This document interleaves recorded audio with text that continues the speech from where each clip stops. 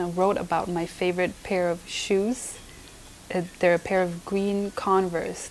I wore them as I stood sobbing in front of the Great Pyramids of Giza, completely awestruck and dumbfounded as I climbed in and out of tombs of people far more important than I will ever be. They got soaked with the water of the holy Nile River that gave our ancestors life and meaning. Even now, a year later, there must be some golden sand from the Sahara Desert still deep in the slits of my bedroom floor. That is one paragraph. My name is Nika Drnovsek. I am 21 years old and I'm a freshman studying English and creative writing and international studies. Hi, my name is Samira. I'm an exchange student from Germany. I'm majoring in special education, studying to become a German and English teacher. My name is Nick Putsch. I'm an exchange student from Heidelberg, Germany. My major is basically secondary education, but I'm studying to become an English and sports teacher. And to do that, I think you should know what good writing is and what bad writing is. It's funny sometimes and it's confusing and hard sometimes because you know a word in one or two languages but not the one that you're actually using at the moment. You can do a very, very good job as a translator and you still cannot translate the tone and the little parts of the language that make it so special. The German poem goes as follows. Freudvoll und leidvoll, gedankenvoll sein, langen und bangen, in schwebender Pein, himmelhoch jauchzend, zum Tode betrübt, glücklich allein ist die Seele, die liebt. And the English translation of it, it's a beautiful one, but I have the feeling that something is missing. I mostly think in English, and for myself when I journal I usually write in English. For some reason that's been the common thing for the past few years, for the past maybe like 6 years. I think I express myself better in English most of the time.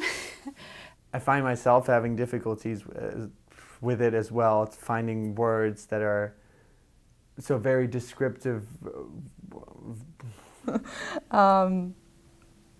Als ich also von der Uni nach Hause kam, ging ich in die Küche, stellte mich auf einen Stuhl und fischte das Rezeptbuch meiner Mutter aus dem Hochschrank. Sie bewahrte, seit meine Schwester und ich kleine Kinder waren, ihre Rezepte im höchsten Regal des Hauses auf, um das Geheimnis ihrer Spezialgerichte zu wahren. Allerdings war im besagten Buch auch das Rezept zu Uropas Lieblingskeksen, die Mama für ihn immer an einem Geburtstag oder an anderen besonderen Anlässen backt. Ich blätterte das Buch durch. Mamas berühmte Limonen-Erdnusskekse. When that spark of creativity just happens and then you jot down that sentence and you're, oh, this is not bad. And that's a great moment, yeah. Of course there's also the opposite, when you write a sentence and, oh, no, that doesn't make any sense at all. It feels so satisfying to put things in order and kind of figure out how to tell things, how to communicate what you want to say to others, and it just feels so nice to me. I don't know. I get my ideas outside, usually. I mean, honestly, I really like romantic stories, but I mean, I kind of get bored of it at the moment, so I'm trying to get into something new, but that has been kind of my thing. What I like focusing on is my cultural background. I try to always bring a piece of Slovenia or a piece of some other place that I've traveled to that means a lot to me into my writing. I think it's a quite direct way of learning about different cultures.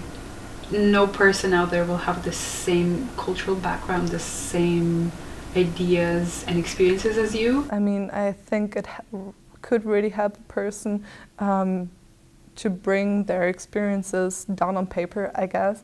I do music as well. I like to play the guitar, and I also try to write songs sometimes. They're very simple in terms of lyrics, but it has a cathartic element, definitely, for me. That can be really useful in managing emotions and reflecting on stuff. So I think it can be a really important personal tool, but honestly, I think many people just have interesting stories to tell. So yeah, everybody should write, of course.